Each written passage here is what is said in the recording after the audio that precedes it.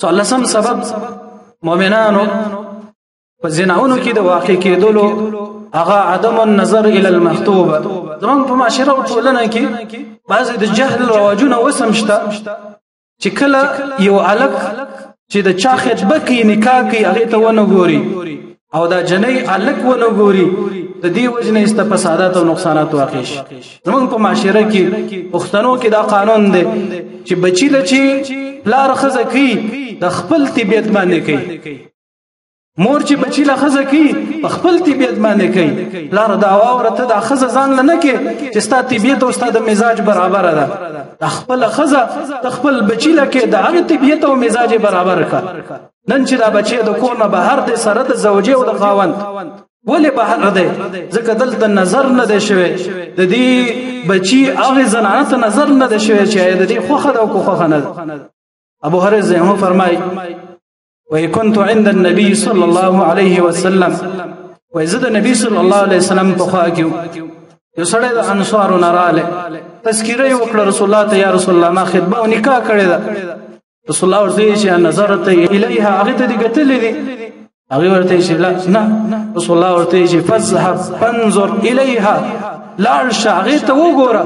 او بیا ورته دا خبره مو وکړه چې انصارو کې دې زنانه کړې ده فإن في أعين الأنصار شيئا، ځکه د انصارو زنانو په دې سترګو کې یا شینواله موجود دی او یا تنګواله موجود دی، وړې سترګې دي داسې نه چې سبا له دې خوښه نه وي او موافقت دې رانه شي بیا جون او مشکلات دې ورسره ګرانې.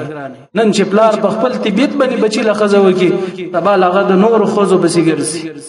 نن چې یوه لور پلار په خپل طبیعت باندې ورکړي او د هغې مشوره او رایه او نظر ترې وانخیستلی شي نو بیا وروسته د هغې نه فسادات او نقصانات واقع کېږي. رسول الله صلی الله علیه وسلم فرمایي حدیث د جابر کې اذا خطب احدکم، کله چې یو تن ستاسو نه خطبه کوي نو هغې ته دې وګوري چې سبا له د هغې محبت او مینه پیدا شي. مغیره رضی الله تعالی عنه رسول الله خواته راغلی، یا رسول الله ما نکاح کړی. رسول الله ورته چې تا ورته کتلې دي؟ هغې ویلې نه. رسول الله وسلم ورته ویلې چې فاذهب فانظر الیها فانه اجدر ان یؤدم بینکما، ته لاړ شه او هغې ته وګوره، دا ډېره لایقه خبره ده چې ستا او د ښځې په منځ کې موافقت پیدا شي، محبت پیدا شي، مینه پیدا شي. کله چې یو سړی یوه زنانه ته وګوري مخکې د خطبې کولو نه د هغې محبت او مینه د هغې سره پیدا شي، د هغې ټول ژوند زندګي هغې سره په محبت باندې تېرېږي. خو چې کله پلار بچي ته دا واک ورنه کړي، دارنګې مور او پلار لور ته دا واک ورنه کړي نو بیا ډېر کله دا مشکلات او فسادات واقع کېږي. د سنت طریقه ده باید چې یو سړی وګوري، خو هسې نظرونه به نه کوي. دا په هغې وخت کې کله چې عزم د نکاح وکړي چې واقعا زه دا زنانه په نکاح باندې علم، نو په هغې وخت کې دې وګوري کېدای شي دا یې خوښه نه شي، نکاح دې پس کړي بله زنانه به وکړي، ځکه دا طبیعتونه دي د چا سره لګي چا سره نه لګي. حدیث په دې کې شته چې الارواح جنود مجنده، رسول الله فرمایي دا لښکرې دي چې کوم په عالم الذر کې سره یو بل سره لیدلي دي محبت پیدا کېږي، او کوم چې نه لیدلي بې محبت پیدا کی.